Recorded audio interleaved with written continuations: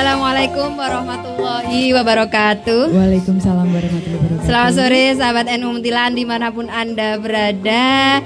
Sore hari ini bertemu lagi dengan saya Septi Hidayah dalam acara Jejak Dapur kita, Rabu tanggal 22 Juli 2020 ya. Sore hari ini kita di Jejak Dapur kita akan bincang-bincang tentang tema daging kurban ya, Mbak Ica ya, karena kan ini sudah ya sudah mau masuki ini sudah pada hari ini tepat tanggal 1 Dzulhijjah. Mbak Ica ya. Oke, nanti di sini kita akan bincang-bincang tentang cara mengolah daging kurban. Oke, bagaimana keadaan sahabat NU Munthilan kalian? Semoga senantiasa diberikan kesehatan, rezeki yang lancar dan berkah. Oke, bagaimana keadaan sahabat NU Munthilan kalian? Semoga senantiasa diberikan kesehatan, rezeki yang lancar dan berkah. Oke, tentunya saya tidak sendiri karena setiap Rabu sore Septi selalu ditemani oleh owner Raja Kosek yaitu Mbak Ica. Bagaimana kabar Mbak Ica? Alhamdulillah selalu sehat dan bahagia Mbak Septi. Alhamdulillah. Mau menyapa teman-teman FB, monggo. Selamat sore teman-teman dari NU Munthilan, dan sekarang kayaknya sudah tidak hanya NU Munthilan ya. Iya. Jadi sudah untuk teman-teman semua yang menyaksikan Jejak Digital sore hari ini dengan tema Jejak Dapur kita. Nah, jangan bosan-bosan ketemu saya ya. Betul. Tidak akan pernah bosan Mbak Ica. Selalu ada sesuatu yang membuat mereka itu nggak bosan. Saya dan Mbak Ica akan bincang-bincang tentang daging kurban. Silahkan untuk sahabat NU Munthilan simak dan ikuti, jangan lupa bagikan. Oke Mbak Ica. Ya. Ngomong-ngomong masalah Idul Adha nih. Ini sudah hari ini tepat tanggal 1 Dzulhijjah ya. Mungkin teman-teman sudah ada yang hari ini mulai puasa ya Mbak Ica. Dan ini biasanya kalau Idul Adha kan terkenal dengan menyembelih hewan kurban Mbak Ica. Kalau di Indonesia lebih dominannya sapi dan kambing ya. Betul sekali. Mungkin di beberapa daerah ada yang masih kerbau. Oh, ada Mbak Ica? Mungkin ada ya. Cuma kalau lebih familiarnya di sini sapi dan kambing. Ya. Oke. Jadi di Arab Saudi unta. Unta, wow. Unta dan domba. Iya. Iya Mbak Ica, nanti kalau biasanya itu apa di Idul Kurban ini kan teman-teman biasanya bingung nih, wah banyak daging, mau dia masak apa, mau diolah seperti apa. Nah, nanti kita di sini akan apa itu tanya jawab ya. Mungkin Mbak Ica punya pengalaman tentang memasak daging kurban atau tips-tipsnya nanti bisa dibagikan ke teman-teman. Siap, insya Allah sebisa saya tapi ya. Dan kalau nanti dari apa yang saya sampaikan ada mungkin kesalahannya, boleh teman-teman langsung koreksi ya di kolom komentar. Dan kalau ada yang mau tanya juga boleh. Tapi jawabnya juga sebisa saya. Iya, betul. Gak boleh protes. Pokoknya di sini kita belajar bareng, belajar bersama. Iya betul. Karena memang saya juga bukan ahlinya, bukan ahli dalam bidang apa-apa sebenarnya Mbak Septi. Dalam bidang kesehatan juga bukan, bidang kuliner juga saya nggak pernah sekolah kuliner. Intinya hanya berdasarkan pengalaman. Betul sekali, jadi kita di sini belajar bersama. Saya membagikan pengalaman apa yang saya pernah alami. Ya, apa yang saya pernah coba, saya coba untuk bagikan kepada teman-teman semua gitu. Oke Mbak Ica, ngomong-ngomong masalah daging kurban nih. Menurut pengalamannya Mbak Ica ini, kalau daging kurban itu bagaimana sih ngolahnya biar tidak amis mungkin ya? Karena kambing dan sapi, terutama kambing itu lebih cenderung ke amis atau kalau orang Jawa ngarani prengus. Nah betul sekali. Jadi sebenarnya daging kambing terutama dan sapi mungkin juga, satu tips yang untuk menjaga daging kambing biar tidak amis itu dagingnya jangan dicuci Mbak Septi. Oh gitu. Jadi langsung dimasak nggak apa-apa itu? Nah cuma kan ada sebagian orang yang mungkin risih, terus takut kalau waktu penyembelihan atau waktu pemotongan kadang kan kalau dipotong bareng-bareng ada kayak pasirnya, ada kayak kotorannya kan gitu. Nah kalau sebenarnya andaikan kita melihat daging itu dalam kondisi yang bersih, untuk benar-benar daging itu biar tidak amis itu jangan dicuci. Gitu. Jadi karena saya pernah mencoba nekat lah ya, karena saya lihat dagingnya bersih, benar-benar tidak ada pasir, tidak ada tanah, tidak ada kotoran-kotoran yang lain kecuali mungkin darah-darahnya sedikit. Itu saya coba tidak dicuci dan alhamdulillah memang benar-benar baunya itu sama sekali nggak bau perengus, nggak bau amis. Ya bau khasnya kambing lah tetap ada, cuma tetap tapi nggak menyengat gitu. Itu yang pertama. Tapi kalau teman-teman ada yang risih, jadi kalau jijik kalau nggak dicuci, gitu terus kemudian takut kotor, takut bakteri. Sebenarnya kalau bakteri ketika kita sudah memasak daging itu dengan suhu yang panas, bakterinya pasti akan mati sendiri. Tapi kalau yang namanya orang risih, jijik tetap nggak bisa di ini ya. Itu juga ada caranya. Kalau daging sudah terlanjur dicuci, itu bisa kita lumuri dulu dengan garam. Gitu, dengan garam. Terus kita diamkan selama ya kurang lebih 1 jam. Habis itu dicuci kembali, baru dimasak. Tapi ketika masak, karena tadi sudah lumuri dengan garam, kita jangan menambahkan garam lagi dulu. Baru setelah dicicipin, baru kalau sudah dicicipin, baru kita tambahkan garam. Itu juga insya Allah bisa sedikit mengurangi bau amis dari kambingnya gitu. Itu pengalaman yang sudah saya kan dan itu juga ilmunya saya dapat dari Google sih. Dari coba-coba selain dari Google juga saya pernah kalau saya jajan ke yang jual sate, jual tengkleng gitu kan sering kita ngobrol dengan pemiliknya, dengan ownernya. Saya tanya-tanya, ada beberapa teman-teman ya pemilik usaha warung-warung sate yang memang baik hati dan memang memberikan tips itu. Terus kemudian itu untuk daging ya Mbak Septi, untuk dagingnya. Kalau untuk jeroannya, untuk jeroan, untuk tulang, untuk kepala, kaki itu tetap harus kita cuci bersih. Setelah itu direbus dengan menggunakan rempah-rempah yang banyak. Seperti jahe, serai, daun jeruk terutama, kemudian ada jahe, serai, daun jeruk, lengkuas. Itu kita benar-benar direbus dulu sebelum melakukan pembumbuan. Nah, itu direbus menggunakan rempah-rempah yang banyak. Tapi kalau jeroan tetap harus dicuci ya, karena jeroan kan isinya kan ada kotorannya. Jadi yang tidak boleh dicuci itu hanya yang dagingnya. Yang kalau bisa nggak usah dicuci, tapi kalau untuk jeroan, kepala, kaki dan lain-lainnya, kikil, itu harus dicuci bersih, kemudian direbus menggunakan rempah-rempah yang banyak. Dan waktu merebusnya itu jangan dari air dingin. Jadi biar tipsnya juga untuk daging cepat empuk, yang untuk jeroan dan kikil-kikilnya itu ketika kita mau merebus itu airnya itu biarkan dia mendidih dulu. Jadi harus air mendidih ya betul. Biar nanti itu biar nggak kelamaan.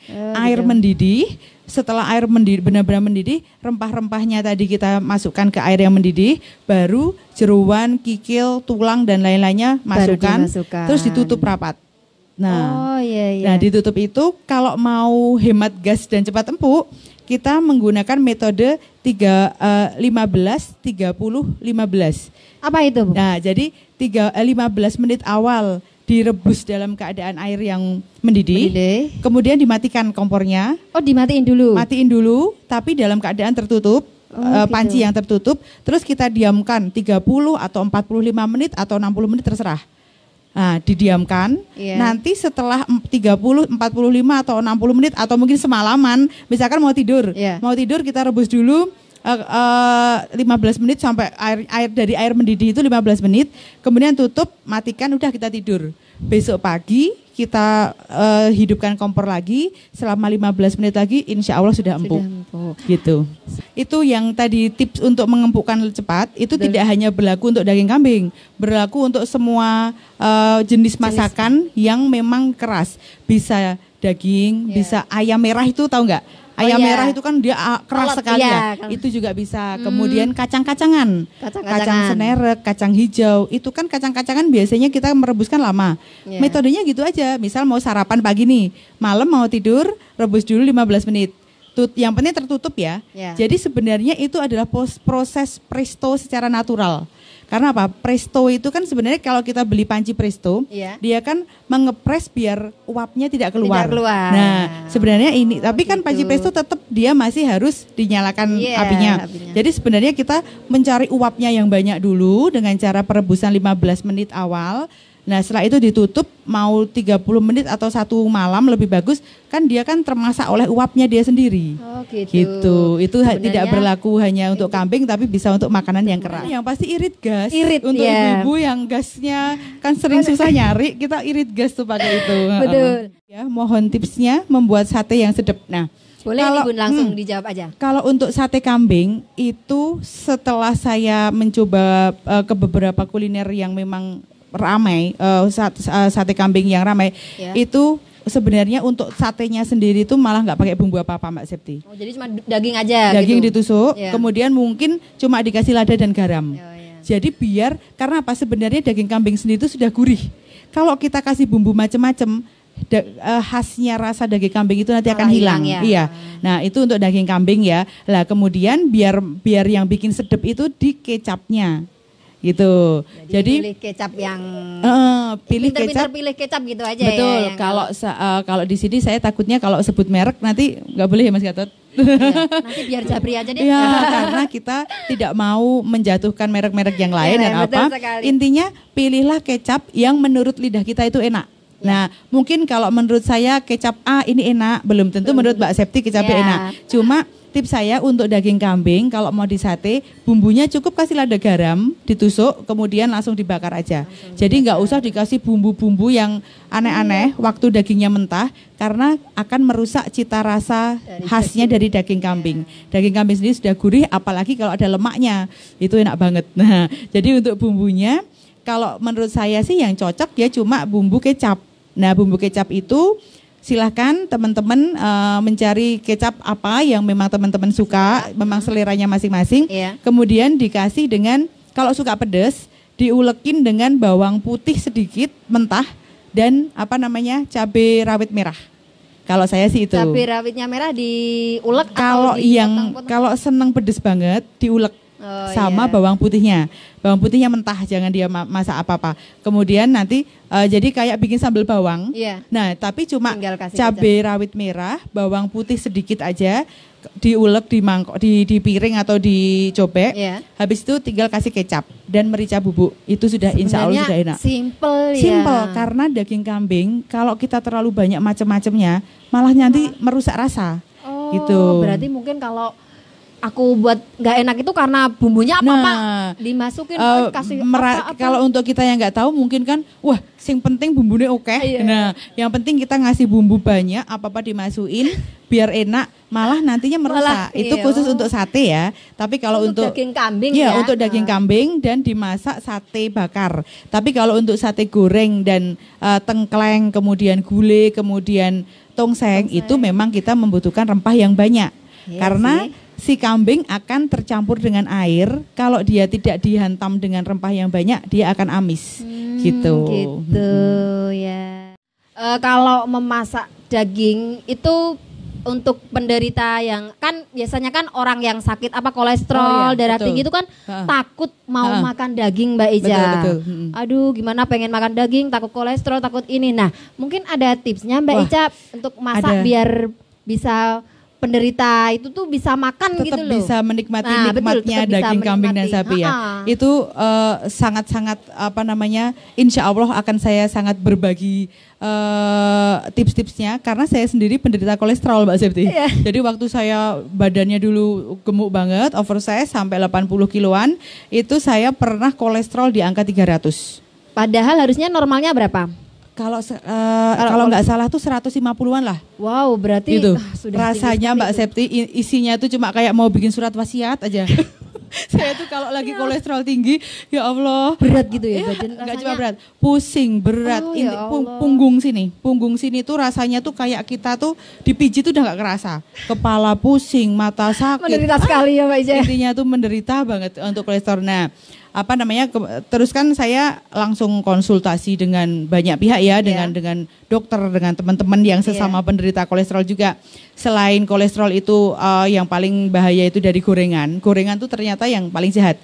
Nah, orang kan biasanya terus berpikiran buruk terhadap kambing dan sapi, bahwa daging kambing dan daging sapi itu kalau untuk penderita kolesterol dan tensi tinggi haram hukumnya, kebanyakan kan gitu ya. Ternyata tuh enggak Mbak Septi. Ternyata yang salah itu bukan kambingnya, bukan daging kambing, bukan daging sapi. Yang salah itu manusianya. Coba, kalau orang Jawa khususnya, kita itu makan enggak cuma dagingnya, enggak cuma daging kambing, enggak cuma daging sapi. Yang dimakan ono babat, ada isonya, iya kan? Koyoran yang gajah-gajah, penyer-penyer itu dimakan. Nah itu justru itu sebenarnya yang rakus tuh manusianya, bukan salahnya daging kambing, bukan daging sapi. Nah ternyata setelah saya tanya ke beberapa teman, kemudian ada ahli gizi juga, untuk daging kambing dan daging sapi itu malah bagus untuk proteinnya. Nah, asalkan benar-benar dagingnya yang khas dalam, bukan retelan, bukan koyor, bukan gaji, bukan jeruan, bukan kulit ya. Benar-benar asalkan daging kalau orang bilang tuh daging khas dalamnya, yang paling mahal itu tetap bisa kita makan. Nah, kalau ada yang penderita kolesterol dan besok minta ke panitia kurban, Mas dagingnya aku goleki dagingnya tok sing apik gitu. Aku orang nompo, nggak terima jeruan-jeruan gitu. Nah, jadi dipilih makan yang benar-benar dagingnya untuk penderita kolesterol dan darah dan tensi tinggi. Pertama itu, jadi benar-benar pilih daging tanpa jeruan, tanpa tetelan, tanpa lemak. Intinya daging mulus itu pertama. Kemudian yang kedua, cara memasaknya. Nah, cara memasak yang paling aman itu di sate. Di sate bisa di sate bakar, bisa di sate pakai grill pan tanpa arang. Kalau mungkin ada penderita penyakit mungkin kayak tumor dan lain-lain kista itu kan kita nggak boleh pakai arang ya. Jadi menghindari arang. Kalau memang yang menghindari arang ya tidak usah di sate bakar arang tapi pakai grill pan. Intinya cara memasaknya jangan pakai santan. Kemudian misalkan mau digongso pakai minyak, carilah minyak yang sehat. Jangan masak daging, wis daging nganggo gajah, masaknya pakai jelantah. Wow. Itu wis langsung minum simvastatin itu obat dengan malamnya RSU. Aduh ampun Mbak Jajangan. Gitu. Jadi untuk santannya jangan masak-masak pakai santan. Apalagi santan kental sampai dimasak yang di suhu tinggi. Sebenarnya santan itu juga nggak jahat. Santan asalkan dari kelapa yang benar-benar kelapa fresh. Tapi kalau mentah itu malah bagus. Nggak percaya kan? Nah, kalau mentah gimana maksudnya Mbak Ica? Santan aja, nggak usah dimasak. Yang merusak santan itu adalah proses pemanasan. Gitu. Jadi santan, kalau santannya masih seger, saya kalau bikin dawet itu santannya tuh benar-benar airnya pakai air yang matang ya. Jadi nggak usah dari dimasak lagi. Kelapa diparut, air mateng, udah gitu. Misalkan kemarin saya sakit itu bumbunya digongsong dulu pakai minyak yang bagus, minyak yang baru. Udah mau mateng, dagingnya udah mateng. Kompor saya matikan, santan segar saya masukkan. Gitu. Ya rasanya tetap beda. Tetap nggak seperti masak-masak yang seperti biasanya, yang minyaknya sudah keluar itu yang bikin enak. Tapi minimal nek kangen, kalau kangen sama gulai sama tongseng begitu caranya. Kalau rendang nggak bisa karena rendang tetap masaknya kan harus prosesnya lama. Santannya itu harus sama. Jadi khusus untuk penderita kemudian misalkan kok satu keluarga ya, misalkan satu rumah, repot Pak nek masaknya bapak tok, nah gitu, repot Bu kalau masak ibu tok. Misalkan kok memang sudah terlanjur kita makan yang menu yang tersaji bersama keluarga di rumah, nggak apa-apa, tapi juga diatur porsinya jangan terlalu banyak. Dan setelah makan itu coba kita makan makanan misalkan buah untuk tensi tinggi itu terus kita netralisir dengan makan semangka, makan timun, makan melon itu gitu. Buah-buah untuk menetralisir walaupun tidak sedahsyat obat ya, cuma minimal bisa. Kalau daun-daunan itu saya pernah coba itu kalau yang herbal itu untuk kolesterol saya minum ketumbar, tahu Mbak Septi? Nah, ketumbar saya cuci bersih, saya masukkan ke gelas, terus disiram pakai air panas yang benar-benar mendidih. Itu ditutup, nanti kalau sudah hangat suam-suam kuku kita minum. Ya, itu untuk kolesterol juga cepat. Kalau enggak daun salam, sama prosesnya seperti itu. Daun salam dicuci bersih, kalau saya 7 lembar, itu kalau saya ganjil lah antara 3, 5 atau 7 lembar. Dicuci bersih, masukkan ke gelas kaca ya, jangan plastik ya. Gelas kaca, kemudian air yang benar-benar mendidih, jangan cuma air hangat loh, jangan air jarang biasa. Air dipanaskan dulu mendidih, kita masukkan ke gelas, tutup, nanti hangat-hangat suam-suam kuku kita minum. Kalau memang sudah terlanjur makan gulai, tongseng, rendang, insya Allah itu bisa menetralkan sedikit gitu. Jadi ada tips lagi Mbak Septi untuk mengempukkan daging kambing dan daging sapi itu kita bisa membungkus daging kambing atau daging sapi itu menggunakan daun pepaya. Oh iya. Gitu. Jadi daun pepaya atau daun pohon jati. Tapi kalau di Magelang susah ya. Kalau zaman saya kecil dulu di pasar, kebetulan saya pernah tinggal di Magelang, di Jogja, di Solo, di Klaten. Ketika ibu saya ke pasar, terutama di daerah Klaten, Solo itu ya. Ketika ibu saya beli daging sapi atau daging kambing, itu bungkusnya nggak ada pakai plastik, nggak ada pakai kantong. Mereka di sana pakainya daun jati. Nah, saya kira itu cuma pengganti daun pisang ya, ternyata enggak. Ternyata daun jati itu berfungsi jadi seperti getahnya atau apa, dia berfungsi untuk mengempukkan. Kalau di sini sulit menemukan daun jati, bisa menggunakan daun pepaya. Kalau di sini kan banyak ya. Di tempat mertua saya juga banyak itu daun pepaya. Nah, jadi mungkin ini bisa menjadi tips juga untuk para panitia kurban.